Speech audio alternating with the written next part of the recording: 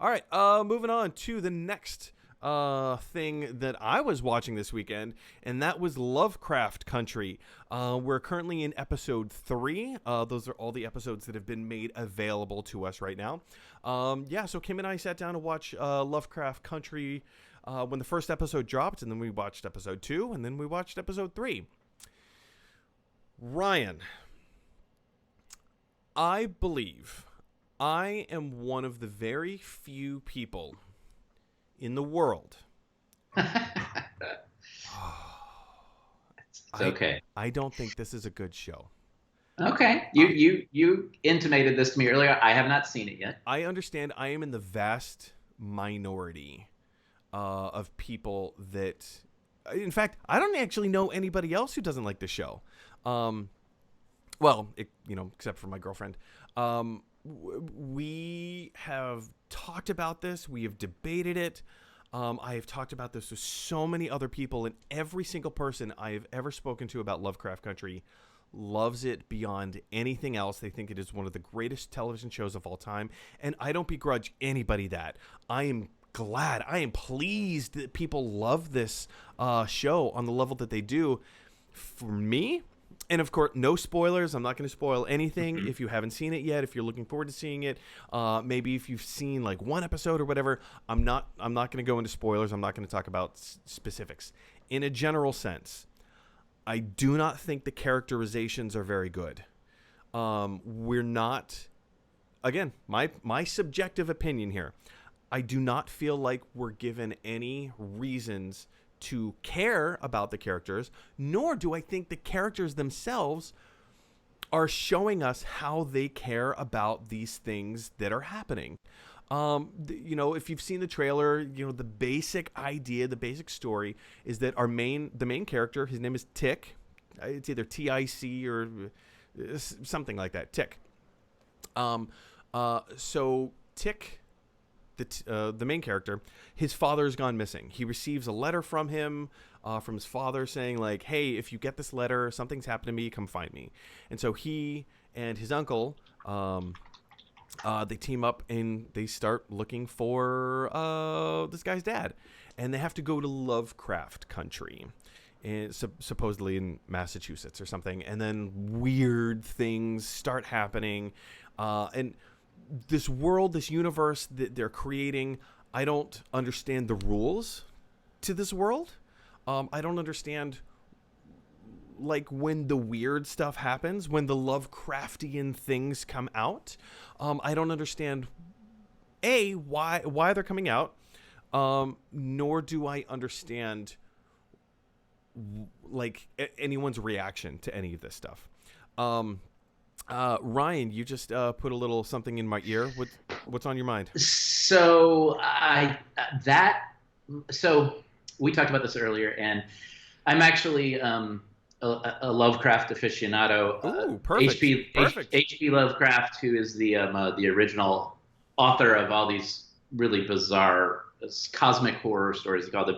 And let me just say right now, he was a horrible racist, and that, like, really over the top. It's, he lived in the early 1900s, right? So, and I'm not with him on that. No. I Just think it's get pretty that out of safe the to way. assume none of us are condoning that. That's wicked. That is evil. It's, Like, he was a it's horrible, just a awful thing person. I want to get out there. He's had a huge influence on horror. He was a pulp horror writer, and he's had a huge influence on horror. And even black horror writers and authors now will say that, yeah, he was the huge influence, and that's just how it is. And but if you think about all of the authors throughout the history of the world, all of the creators, lots of them had all these different things. So, point not to excuse it, but I have a lot of familiarity with Lovecraft. The reason why we met was because I was in Alaska for their improv festival doing a Lovecraft-based horror improv show. Correct. So I've read like most of his stuff, most of H.P. Lovecraft show stuff. I've heard that what this show does, I have not watched the show. I've heard that what this show does is turns that on its ear and sort of deals with Lovecraft's racism and in a more modern setting. So I'm really interested to see what that was. The thought I had when you said the reason why I in your ear when nobody else could hear me was because I think when you're saying you don't understand the world, that might actually be it. Because his world is very specific and very weird, and it may be just that you don't have any familiarity with Lovecraft's world. It's not that. Because I mean, there's a lot of worlds that we're not familiar with. And last night I was having this conversation with a friend of mine about the TV show Lost. I mean, I think we can all agree Lost lost its way. But having said that, the first few seasons were incredible. Granted, they didn't give us any answers whatsoever, but they made promises and they acknowledged that this is a weird world. And the characters cared about the things that were happening in a way. Okay, let me put it like this: if a grizzly bear wandered into New York City and started tearing people apart, we all, as human people, would have a very visceral reaction to that. Sure. We would react in a WTF kind of like, what in the world is happening? Like, how did a bear get in New York City? If the time-space continuum were to open up and a parallel dimension opens in the sky and Cthulhu's and unicorns and dragons and like all these creatures that we know can't exist and don't exist, if they just start existing and start, wreaking havoc on New York City, that's a whole nother level. We're not going to have the same reaction that we would to a bear tearing people apart in the middle of New York City, right? It's that level of reaction that I'm talking about. Like when the weird stuff happens in the show, the characters are just kind of like, oh, some bad things are going down. We got to get out of here. And then after it's over, they're like, well, that was weird. Hey, what do you think about what happened? Wasn't that weird? And, I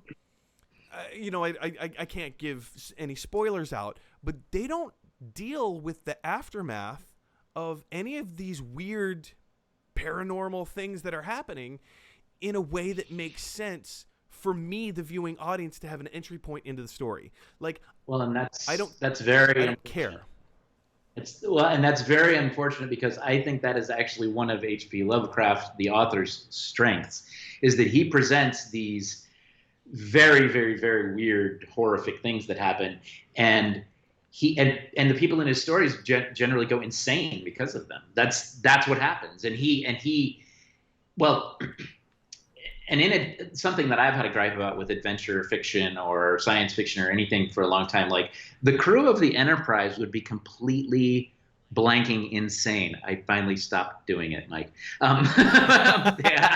They would be completely insane. Like if you look at, it's not a realistic depiction of human psychology, right? Like if you have all these bizarre things thrown at you year after year after year, it's going to have a huge effect on you. It's going to hurt you, sure, right? Yeah. And Lovecraft as an author, he was really good at that. Like having this secret knowledge about these horrible things really having a deep and lasting effect on you is like one of the main points of his fiction. So it's really unfortunate that they didn't get that right. And it almost makes me think like, are they setting us up for something? I mean, it very well could be. In episode 3, I will say this about episode 3. Again, no spoilers. It's more of a standalone episode. That's all the more I'm going to say about it, which on one side of the coin is a little disappointing because I want to know the fallout of episodes 1 and 2. But it's also kind of cool that it's kind of its own vignette. It's its own thing. Excuse me. It's its own like little standalone story. And from that regard, it kind of makes it a little bit more episodic and more palatable. Earlier you had mentioned H.P. Lovecraft being a horrible racist, and how yes, this story, this incarnation, deals with that in a way that turns it on its head, so that H.P. Lovecraft is not just going to be turning over in his grave; he's going to be doing backflips inside of his casket, and Good. I love that. I think that's really cool. I have other thoughts about that, but I think that's about as much as I feel comfortable saying. I don't want to give anything away. If you're watching it, what do you think? If you're not watching it, are you looking forward to seeing it? Have I discouraged you at all? Like I said, to my knowledge, I'm the only person on the planet that does not think this is a good show. Do you think this is a good show, Lovecraft Country? Jump on down to the comment section below. Let me know your thoughts, and let me know why you think Lovecraft Country is a good show in terms of the characterizations and the storytelling, because those are the aspects of the show that I personally have a problem with. All right.